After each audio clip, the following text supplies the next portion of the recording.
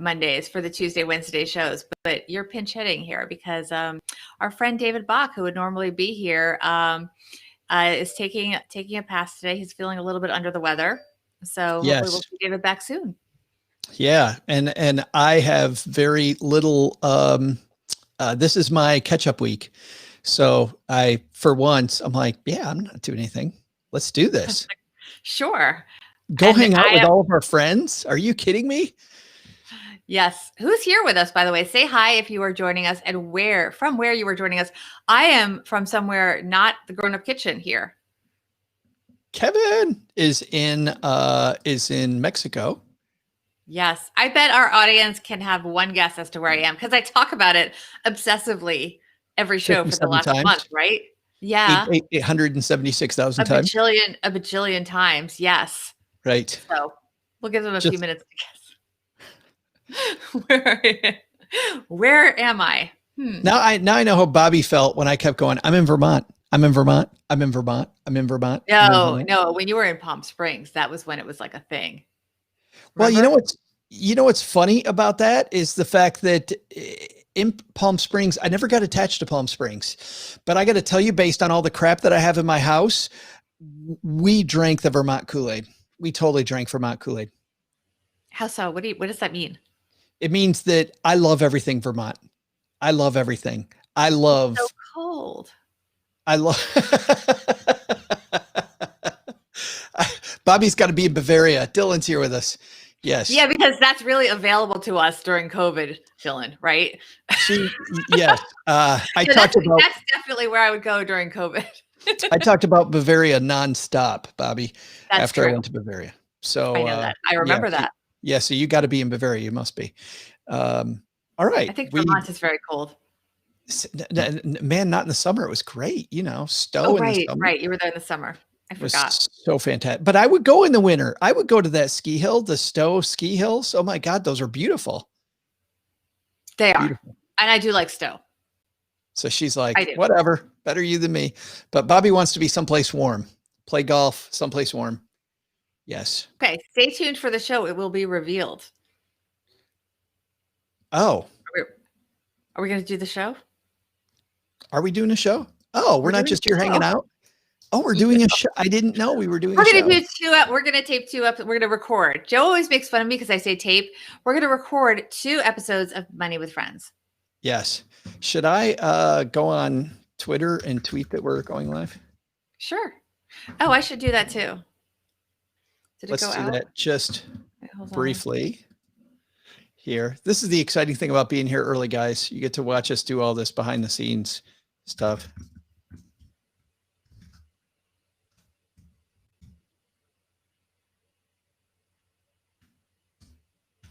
Okay. Right. Okay. So exciting.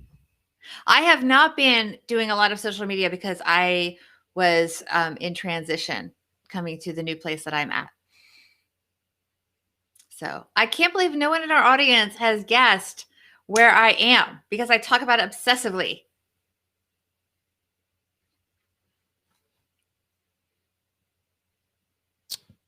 I got one more thing. Hold on a second.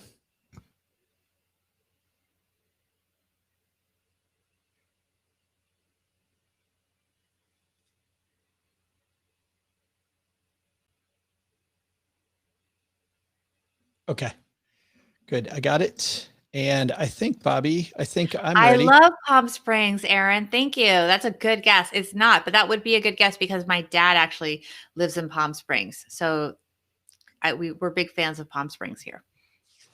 She's in the happiest place on earth. How about that? Is that a good hint?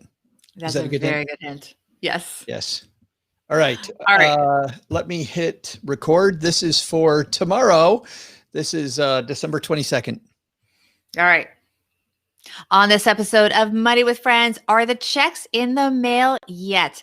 The latest on the next round of economic stimulus and what it means to you. It is Tuesday, December 22nd. Let's talk money with our friends.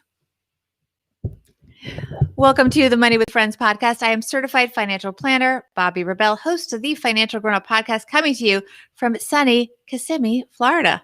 And coming to you from Texarkana, Texas, where we make the Stacky Benjamins podcast, I'm Joe Saul-Sehy, invading Tuesday's show.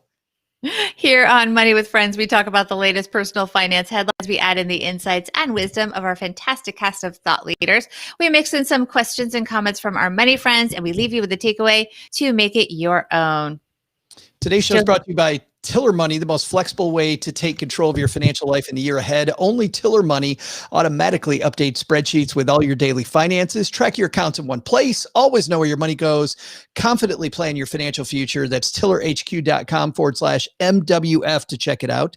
tillerhq.com/MWF. And you help the show and you help yourself. Well, a lot of people right now, Bobby, getting help from the government because $600 stimulus checks on the way to millions and millions of people. Yes, I think a lot of people are relieved to get something because something is, of course, better than nothing, which is what we've had for many, many months. But there's a lot not happening that people are frustrated with as well. And we're going to talk about it. Let's do that. Let's see which one of our friends is going to help us kick off today's show. Today's headline comes to us from Market Watch. It is by Elizabeth Buchwald and Andrew Keshner. And we should mention, by the way, that the story is changing. We are recording this Monday late afternoon. But of course, this is moving through the legislature. Did I say that properly? Quickly. And so things may update, but we're going to talk about where we are, at least as of now. And things seem pretty clear where it's going to land. So the headline is from Market Watch: when will I get my second stimulus check? Mnuchin says they'll arrive, quote, very fast. And one expert, in fact, said, I'd be shocked if the Treasury doesn't hit send by the end of the week. And then this talks about what is going into this almost $900 billion rescue package that the government's going to be basically writing a lot of relief checks for a lot of different entities. They are voting on it pretty much as we speak, but it looks like it'll be $600 direct relief checks for eligible adults, which is only half of what it was last time. And then also $600 for each eligible child. That is up actually from the $500 payout last time. And there are income limits on that as there was last time. Joe, what do you think? We'll keep going through different parts of it, but I kind of agree with the fact. I agree with the fact that this is too little. Now, before people get all political on me, I don't think that's a political statement. I think that we're still in that spot that you and I talked about this summer where the government's on the hook either way, right? The government's either going to have more people that they're going to be helping on various program roles, or they're going to give them some help, hopefully ahead of time before the worst happens. But $600 is a drop in the bucket compared to what you see people need for rent, for groceries, the holidays. For a lot of people, the most expensive time of the year. And if you're worried about, yourself, I don't think anybody's really worried about the holiday season that's really worried about making ends meet. But still, I look at a $600 check and I think that's gone in an instance. And I also kind of smirk in the worst way possible when the Treasury Secretary says that this is going to help small business, because I really feel like small businesses aren't really geared up to take advantage of the fact that a $600 check is coming people's way and to go grab that money. I think the big box, huge butt retailer is going to get all that money, right? So this is going to go to Amazon. It's going to go to Walmart. It's going to go to Target. And don't get me wrong, nothing wrong with those companies getting it. But whenever I hear and he's Treasury Secretary, not a politician, but I hear somebody in Washington say, this is going to really help small business. No, not really. Not really. Another thing like the PPP might help small business, but $600 stimulus check next. So it's nice. It's good. But I don't know. How do you feel? I think it's nothing when you think about the fact that people haven't gotten anything since July, I believe, right? The end of July. So we also do want to mention, we have Dylan, by the way, in our audience, and he's saying that he's more interested in the proposed unemployment supplement. That's going to be $300. And I believe it's just for 10 weeks additional. So again, a drop in the bucket. And one of the frustrations is that a lot of people are underemployed. So they're kind of scraping together some money, but not nearly enough to pay all of their bills, let alone have any sort of economic security. So everything is good and anything is more than nothing.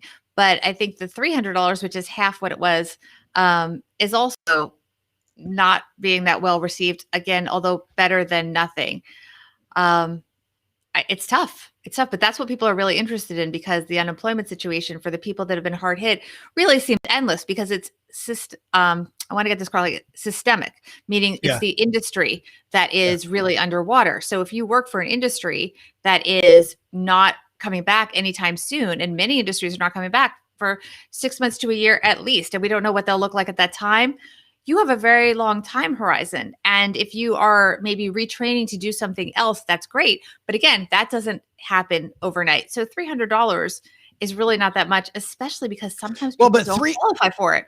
But $300 more on top of the unemployment benefit that they're already getting is way better than a one-time $600 check.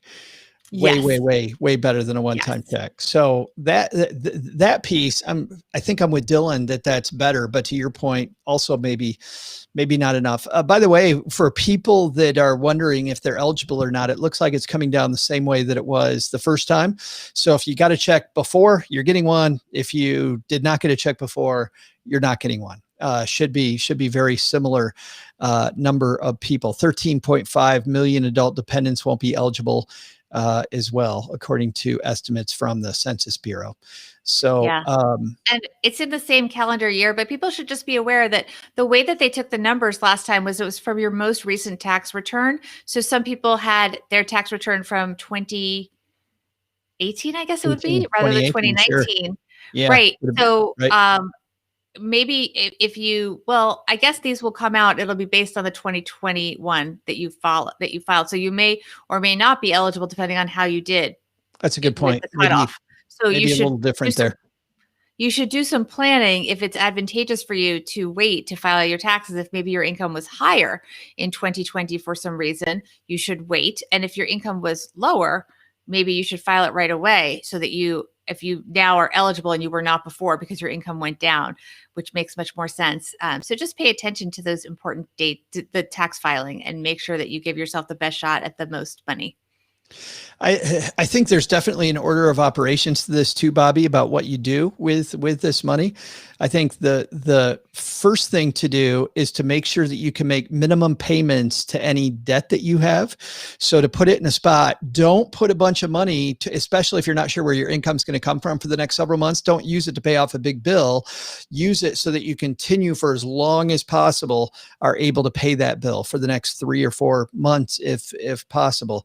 Then I think the second thing to do is make sure your emergency fund is up and ready to go, because who knows what's going to happen after the new year and how long it takes the vaccine to make its way through the whole population so that we see some return to normalcy. So I would do that second. I'd make sure those two things, you've got your debt strategy and you have your plan for your emergency fund in place before you go out and invest this money. Absolutely. And emergency funds, as we've been saying all year, should be larger than we used to think they should be, because of course the emergency lasted longer than we ever anticipated. Also being pointed out in our online audience here, if you had a kid, make sure the government knows about that in terms of tax filings. However, they're accounting for kids, which I assume is, dependence on your tax return. If you have a dependent that's new, you had a baby, you should make sure that is documented in the appropriate way so that you get that money as well. It's funny, John, who's hanging out with us on YouTube, says, I can't reconcile how so many people are hurting financially with all the increases in non-essential expenditures. That shows the difference here, Bobby, about, they talk about the K recovery. If you're working for a company like somebody in tech where people are hanging out all day on Zoom, right? Then you're not feeling this. You're feeling the opposite side. If so many people are moving toward your product because you're in that area. And then those people are spending money on, and the non-essentials are spending on. And we talked about this with some people from Affinity Solutions last week on the Stacking Benjamin show. about those non-essential things are getting your home office fixed up, right? Working on home improvement around the house since you're at home. So a lot of these non-essential things that people are reporting that they're spending more money on are people who aren't hurting, who are they're trying to make their life more comfortable. I think that's the way we see it. There's definitely a dichotomy this year, especially between the haves and the have-nots. Oh, I completely agree. And we're seeing that also in what stores are doing well. When you look at the home improvement stores, Yeah. they're doing fine. When you look at places, and it's interesting, places even like Airbnb, people that can afford to go away somewhere, they don't want to be at these big hotels where they're congested with other people. They want to be in their own separate private space. So a company like Airbnb can really do well. And therefore the people that own that, the individuals that have the homes. You and I were going over, and this is pretty exciting, guys. Next week, Bobby and I are going to play. We're going to have some commentary about the year in review, but we're going to do it through a series of 5 episodes that kind of show some of the stories of this year.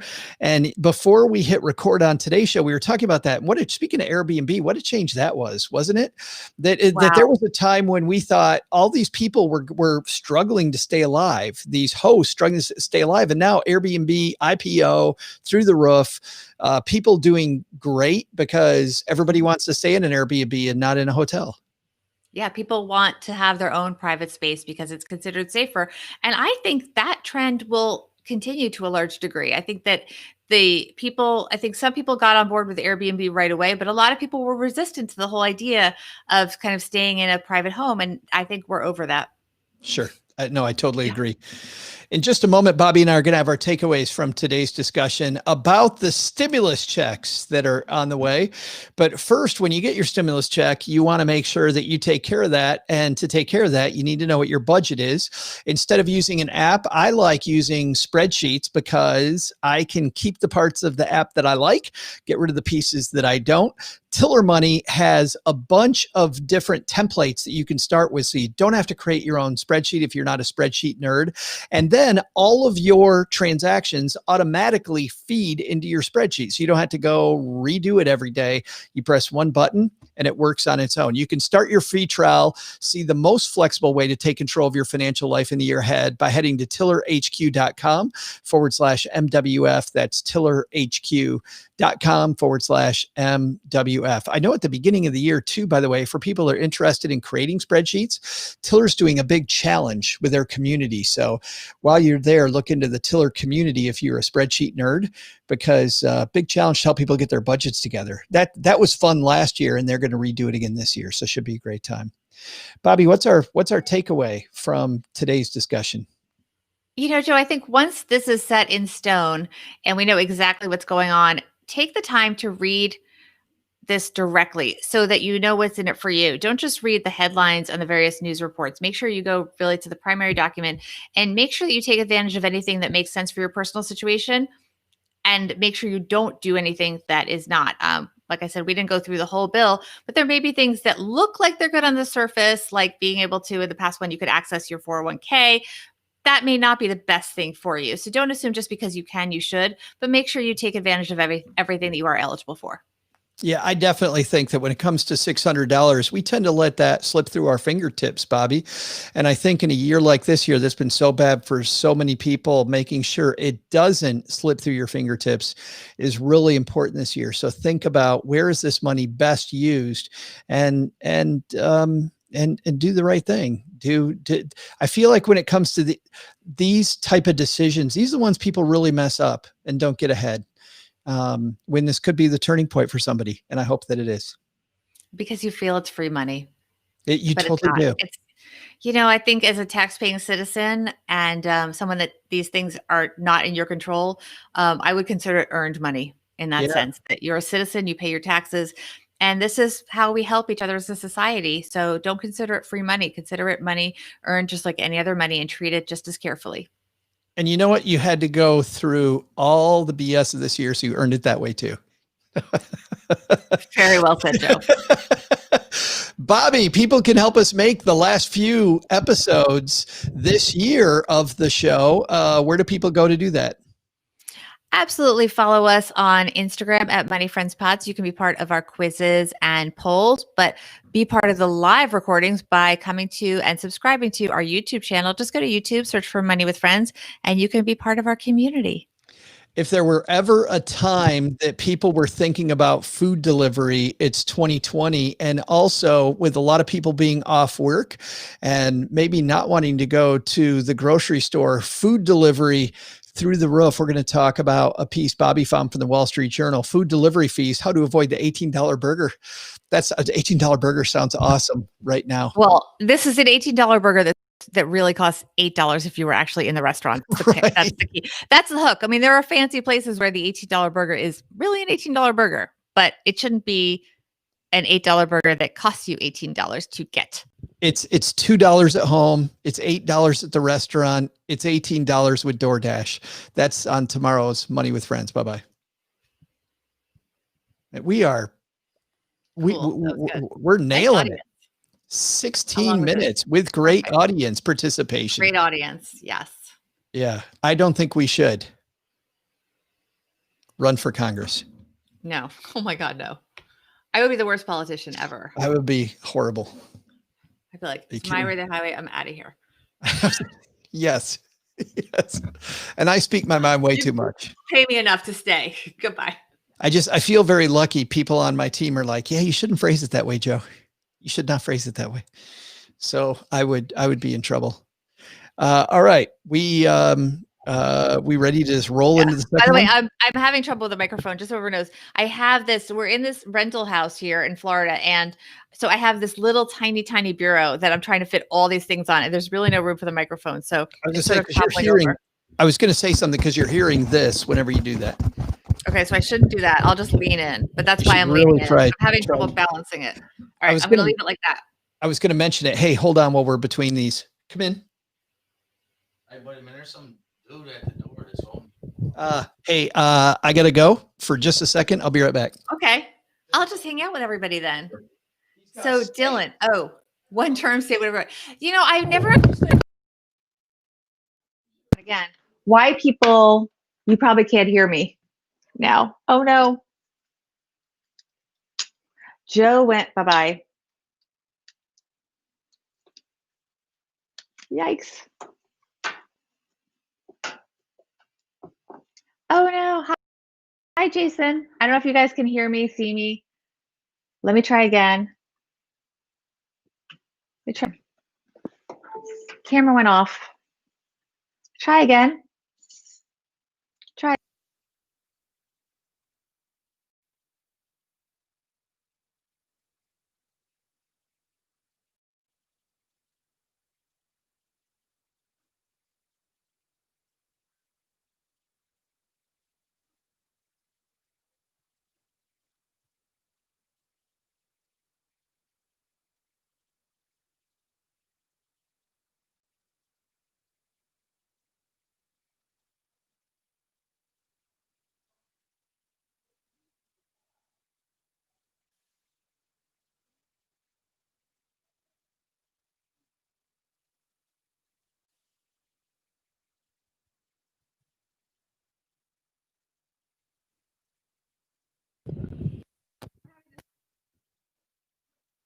I see what it is.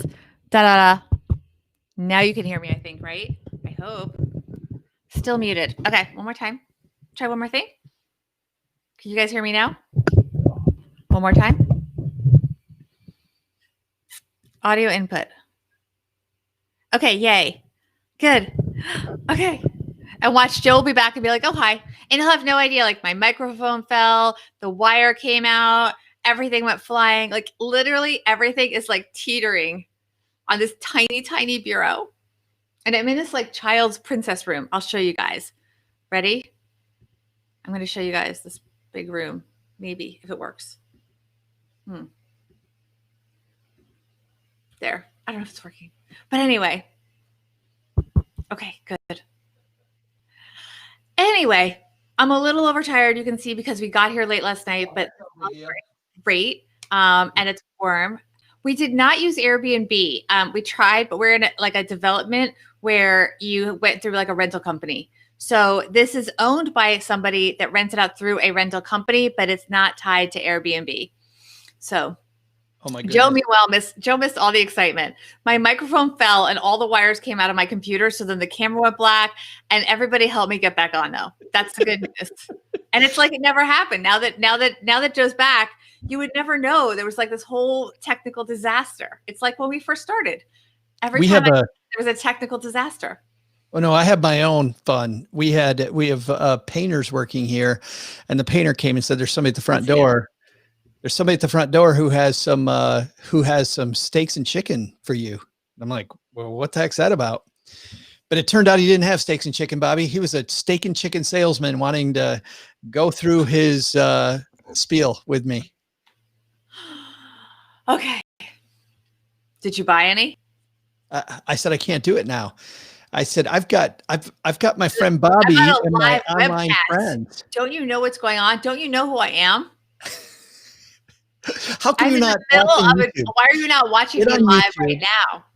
Right. Get on YouTube right now. What are you doing? You're missing the show. Look it. Yes. Isn't it amazing this show gets out? That's pretty fun. It really is. Oh my goodness, there are like 18,000 comments here. I'm going to try to. Oh yeah, because it was an SHAT show. Yeah, I mean literally, my microphone fell out, the camera came down, like everything happened the minute you left. I told him, Jim, to come back Wednesday because of the fact that it's a place right here apparently in southern Arkansas. It's not like one of these big, places where it's a vacuum packed steak. Although somebody one time sent me Omaha steaks. Wow, were they good? They were good. Have you had Omaha steaks? I don't eat steaks. You know that, Joe. So? No, I did not. I don't eat meat. I don't eat red meat. I would take a break if I were you. If I had an Omaha steak, just saying. I'd say, you know what? I don't usually, but I would have this one. Well, more for the rest of us. Yes. It could be this one.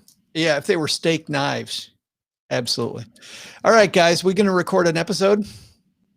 Yes. Let's press the button. This is the episode for Wednesday, December 23rd. Oh my goodness. Oh my goodness. Okay. Are you getting tired of paying inflated prices for food you get delivered? We have a solution for you. It is Wednesday, December 23rd. Let's talk money with our friends. Welcome to the Money with Friends podcast. I am certified financial planner, Bobby Rebell, host of the Financial Grown Up podcast, coming to you from Kissimmee, Florida. And I'm former financial planner Joe Saul. See hi, coming to you live from Texarkana, Texas, where we make the Stacking Benjamin show. Here on Money with Friends, we talk about the latest personal finance headlines. We add in the insights and wisdom from our cast of collaborators. We mix in questions and comments from our Money friends and our live audience and leave you with a takeaway to make it your own. I'm just going to say this. We should not do this episode while I'm hungry, which I am. And I see this big, beautiful, giant hamburger, which, Bobby, you wouldn't eat. But I would have like 4 of these. They look great. But the Wall Street Journal has this piece called How to Avoid the $18 Burger. And I know there's going to be a lot of people the next week at home. Don't want to go to the grocery store. Why don't I just do, some food delivery? Yeah, it's a great solution. And it's also, by the way, a great way to support restaurants, many of which are having a really tough time. But this article talks about something called convenience inflation that we are all experiencing. So let's see who's going to help us kick off today's discussion on the $18 burger. All right. The story comes to us from the Wall Street Journal. It is by Nicole Nguyen, probably how you pronounce it. Apologies if I botched it. So the headline is Food Delivery Fees, How to Avoid the $18 Burger. You can lower your delivery costs by signing up for an app's monthly membership or by contacting your favorite restaurants directly. And the article, Joe, talks about the fact that on these food delivery apps, they add a lot of money. So you can they give the example of Shake Shack to open up the piece. So there's a burger, it's listed as $8.99. That's what it costs in store. So that's what you're going to see when you go to order on Caviar, which is a food delivery app. By the time it reaches your door, though, the bill you're actually going to pay is $18.91, so almost $19. Here's the breakdown of how that $10 is added. So tax is 76 cents. The delivery fee is about $2. The recommended tip, which most people just, say yes to, is $3. The small order fee is $3. And then there's a service fee of $1.17, just for fun, I guess. So then that all adds up, and there you go. There's your $18 burger. Well, yeah, and you look at some of these places. I mean, DoorDash was unprofitable until the pandemic hit, and then they recorded their first profitable quarter ever because of that. Instacart, it says here, 500% year over year difference between how well they did last year, Bobby, and how well they're doing now. Just a big difference with Instacart. And the piece says that you could actually save some money if you join one of the subscription services. So you're going to get rid of some of these fees that you may have if you agree to get their service much more often. Would you do that? It's not only would you, it's are you. I have not, but we don't order in that much as a family.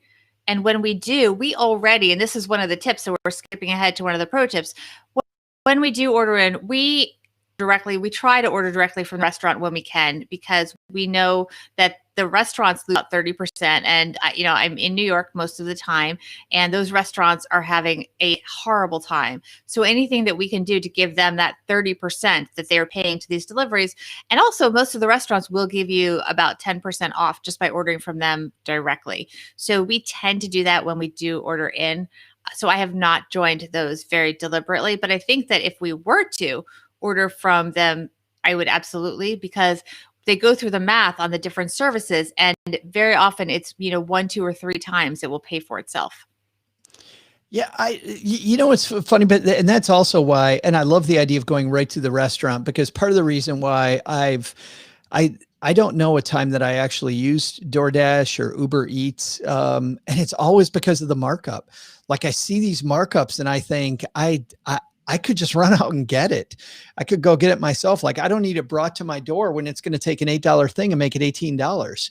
Like the cost of gasoline and my time just before dinner to go get this thing is not that big a deal. And I also, and this is the piece that I think people need to rethink too, because I think another strategy here, and as you mentioned, we'll get into some of these subscriptions and stuff as other strategies, but a strategy that I think about all the time is, why am I eating at the restaurant anyway? Because generally the food that's been sitting out by the time I eat it now for 30, 35 minutes, right? Maybe 40 minutes, who knows? By the time it gets to my door, it's been out. Then I have to reheat it. It's already not as good a food for me. This is what I think, as I can cook at home and serve myself. For me, the whole thing, and I love going to restaurants. Don't get me started on restaurants, because I love going to restaurants, Bobby. But the reason I go is more somebody else is serving me, the ambiance. You and I get to just talk and have a chat, have some overpriced wine as well. Like I love all that. But the food, like I don't even really know that I go to a restaurant for the food. Why do I want it 40 minutes later, half cold in a plastic styrofoam thing? It just, I think more about what I'm getting from that. Yeah, I think with the vast majority of foods, they don't really very well. What we do order in when we order in, usually, because that's something that does keep very well, and it is something that realistically we're not going to make ourselves. So something like sushi is what we are often ordering. And last night, look, we arrived at this rental home and we had no food in the house. It was 8:00. And so we actually drove to pick up food from a restaurant is what we did down here, because we had no food in the house and it was late at night and we wanted to just settle in. So, and I will say among New Yorkers, a lot of us really are trying to proactively order from restaurants that are in our community, local restaurants, to support them. So that is something unique, that if you do have the means, we are trying to do that for the community a little bit. Agreed. But the extra fees, I don't know. Which is why when I have done restaurant stuff, I do it from a local restaurant, not from one of the big chains. I Yeah. just try to keep my neighbor in business. Dylan mentioned something here, Bobby said, beware that and by the way, Dylan, the piece talks about this. So let's get into this a little bit. Bobby says that also beware that on top of delivery fees and charges, they also inflate the prices of items. I casually looked last weekend and a burger was $4 higher in DoorDash before fees even compared to ordering directly. So as part of this piece, they talk about Costco. Costco lets Instacart members, the Instacart shoppers shop there without charging them the $60 subscription fee. But Instacart charges a markup for every item versus if somebody went there themselves and got it. So you're not paying, even though you're sending an Instacart person to Costco to shop for you, the item's not costing the same as it would if you went to Costco yourself. I think that the other thing that's interesting that's changing a lot, Jane and our audience here online, if we can pull up her comment, it just kind of flew by me, but she orders from Uber Eats a lot, I believe she said, when she's out of town. That might be work related. So it might be if it's not on your own dime, maybe it makes sense because she's out of work. She's out of town for work and she didn't use it at home. But if you're out for work, it maybe makes more sense because that's something, if you work for yourself, something that's a business cost, I guess. And if you work for somebody else, they'll charge it. So that is kind of the exception. And that's something that's gone down a lot because people are not traveling as much for work. Yeah. That's that. Well, and frankly, in that situation, what choice do you have? I mean, it's very, very difficult to do something different when you're not, when you're not in your kitchen. I mean, it's very difficult unless you planned ahead and you're at an Airbnb. But even then, it's just so much easier if you're working just out of town a day or two. Yeah, if you're not staying for a long time, I think it's very difficult. We're going to be here over a month, so we stocked the kitchen today. So I think that's the end of our deliveries. Well, we didn't. We picked it up last night, as I said. But yeah, we plan to cook at home, and I think that's been one of the sort of nice things about the idea that we're staying home is a lot of people learn to cook more. But yeah. I love what I'll tell you I like about cooking at home is I like the fact that I can just put on some music, and cooking is such a right now kind of thing that it's a nice buffer between my evening of relaxation and the work that's in my brain all day. And because I can't be thinking about 50 things, I have to make sure that I'm cooking this meal. It's just a great palate cleanser. Cooking at home usually at first feels like it's going to be a hassle. And halfway through it, I always say, man, I'm glad I did this. I'm so glad I'm cooking at home. It just is fun. I'm always baffled by people that will order in like eggs. Right. But people in Manhattan will do that. They'll order in breakfast. They'll order in like scrambled eggs. I'm like, really? When Grant Sabatier came to Detroit, this was his statistic, was that when people order Uber Eats, their number one thing in Manhattan is a peanut butter and jelly sandwich. So Grant shared that. I didn't fact check him, but why the heck are you ordering a peanut butter and jelly sandwich that's marked up a bajillion %? I don't get that. Because they're drunk, Joe. That is a drunk meal. Is it peanut butter? If I'm drunk, I'm doing nachos, maybe some, Mexican food. I'm doing some, not peanut butter and jelly. Is peanut butter and jelly your drunk food of choice, Bobby? No, M&M's all the way. Yeah. That's and funny. yours? Hey, wait, no, Joe, you're not getting off. What is your drunk food of choice? Drunk food of choice. Oh, definitely like something that tastes like Taco Bell. I mean, something that just has a lot of grease, just a ton of grease. I remember there was this pizza when I was in college that we thought was phenomenal, Bobby, and we would always get it at the end of a drunken night, have it delivered to our dorm room or where, the house we lived in. And we always thought it was fantastic pizza. I took my parents there once in the middle of the day, sober, and it was the grossest stuff. There was grease that you could see across the entire top of the pizza. Like, it was so bad. And I realized that I should have never, ever, ever tried. Yeah, that was bad. So yeah. Yes. In just a second, Bobby and I are going to finish this discussion on a better note than we'll actually have a real takeaway and not just, so what do you like?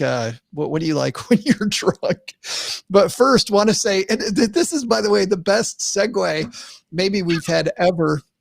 Want to say a big thanks to people that used our link when they checked out MetPro. If you're a fan of Stacking Benjamins, my other show, you may remember MetPro founder Angelo Poli is on the podcast quite a bit, answering questions. He works with Green Bay Packers quarterback Aaron Rodgers, works with many top CEOs and keeping them fit. What I really like about MetPro is the fact that it's not a fad diet as much as it's learning about your metabolism and how health works. He talks a lot about how important proper nutrition is, both for your health and for your bottom line. You can't work well if you're not feeling it, if you're not feeling good, which, by the way, is another reason not to go out and eat the drunken food.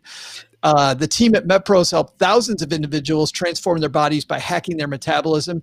Recently, though, they launched a new tool that lets you experience the same science and tailored strategy their experts use. Not a food logging tool or workout app. The MetPro app allows you to start tracking, analyzing, and learning what your metabolism responds to best. And it looks like Waffles is a big fan of MetPro. If you're looking for the same high touch experience working with a metabolic expert, or if you want access to the tools their industry leading coaches use, visit metpro.co/MWF to take their assessment and speak with their team to learn which option's best for you. You'll also get a month free when you sign up. So head to metpro.co/MWF to take advantage of it. And I'll tell you this, Bobby, I went from 205 to 190 on MetPro in a short amount of time. And I also did that at the same time. I did that at the same time that Angelo Poli says people gain more weight than any time of the year, which was this time last holiday season. And then I started traveling during COVID. And when I traveled, I ended up staying in the 190 to 192 range the entire time that I was traveling and not making, frankly, a lot of times the best choices. So being able to maintain well on the road and losing some good weight quickly, I really like it. metpro.co/MWF. Are M&Ms on MetPro? They are not. They are not. What about the peanut ones? Peanuts are healthy. Not good. No. Are peanuts? No, but peanut M&Ms. Are peanut M&Ms? No.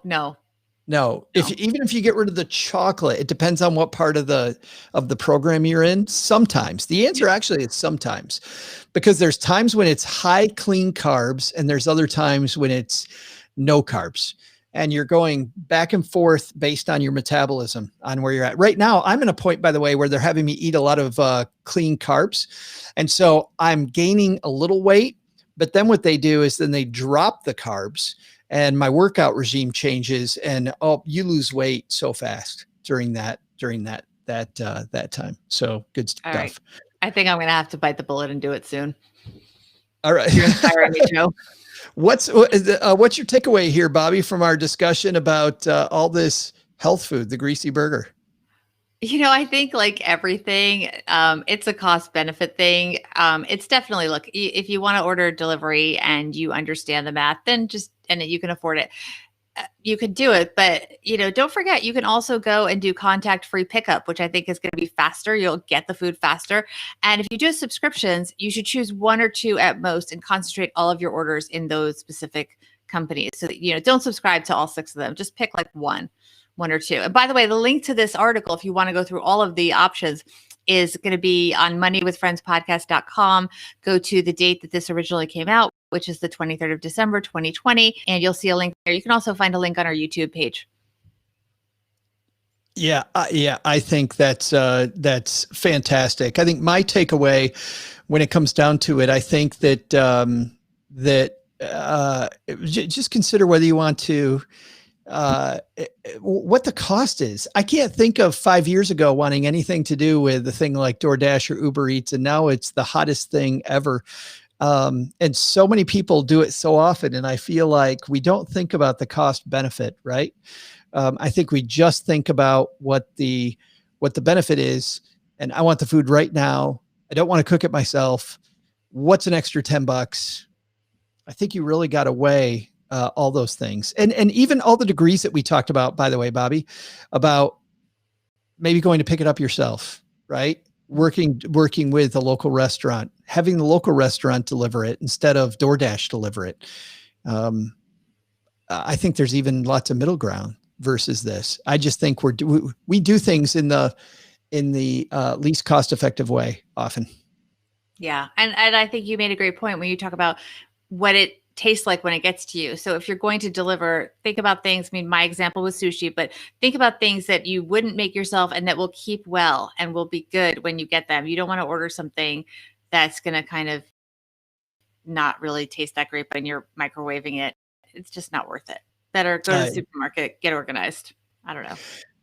We have one more complete show that's going to be tomorrow. Bola Sokunbi and I will be here tomorrow with that show. And then starting on the 25th on Christmas Day, Bobby and I are going to have 5 shows in a row before our big New Year's Eve show.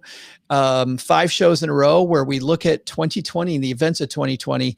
We've already, Bobby, we looked at them. We right now, as we're recording this, we have it slimmed down to 22 possible shows we can talk about, but there's so many events, and we're going to try to do that in 5 shows. We'll preview with kind of the rest of the story, and then we'll play the episode back from those days. And it's amazing what was going on in the world when you take it month by month, especially this year. Just what a wild ride. Yeah. I think this was probably the most of my life. This was the most unpredictable year. I mean, we were going over some shows from February, and what we didn't know what was coming was crazy. It is so amazing. Yeah. Some we were like, oh, that was why. Some we were off target, but you guys gotta go listen. She's Bobby. I'm Joe. Tomorrow, Bola and I will be on, and then Bobby and I with our 5 shows that define 2020. We'll see you back here next time at Money with Friends. Bye-bye. 19. Oh my goodness. That was funny. Sometimes we were really on target, and sometimes we were so off target. Yeah, Waffles went crazy. The Disney Princess Room here, and because they decorate the houses for Disney in this area. So, yeah, Waffles was on the bed, off on the corner. It's so funny. Speaking of that, guys, I'm on the next activity. Got to get these to Steve because we're way late. So we'll see you guys next time. Thanks so much for hanging out with us. Bye-bye.